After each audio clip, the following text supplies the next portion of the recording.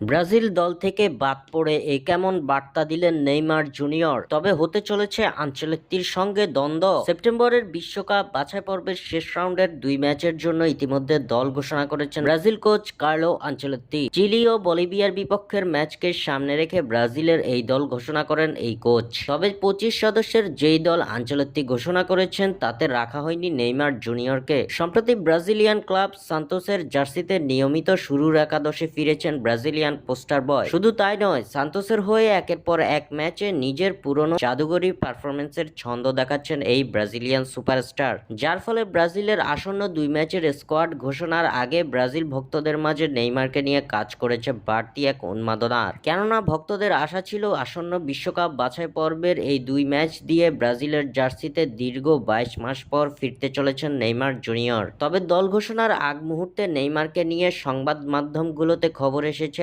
আবারও নতুন করে ইনজুরিতে পড়েছেন নেইমার, যার ফলে সেলেসাওদের এবারের স্কোয়াড থেকেও বাদ পড়তে যাচ্ছেন ব্রাজিলিয়ান এই তারকা। অবশেষে সেটাই সত্যি হলো, নেইমারকে ছাড়াই ব্রাজিলের দল ঘোষণা করেছেন Italian mastermind coach Carlo Ancelotti. তবে ব্রাজিলের দল ঘোষণার পরই নেইমারের ক্লাব সান্তোস জানিয়েছিল ম্যাচ খেলার জন্য সম্পূর্ণ ফিট আছেন নেইমার। এরপরই ব্রাজিল কোচ আনচেলত্তির ওপর ক্ষিপ্র প্রতিক্রিয়া জানিয়েছে ভক্তরা। এবার ব্রাজিল দল থেকে বাদ পড়া নিয়ে মুখ খুলেছেন স্বয়ং নেইমার জুনিয়র। নিজের অফিসিয়াল ইনস্টাগ্রাম অ্যাকাউন্টে নেইমার জানিয়েছেন তার প্রতিক্রিয়ার কথা। নিজের ইনস্টাগ্রাম স্টোরিতে নেইমার লিখেছেন, সাফল্য আসে আকাঙ্ক্ষা, দৃঢ় সংকল্প এবং লক্ষ্য অর্জনের জন্য অধ্যাবসায় থেকে।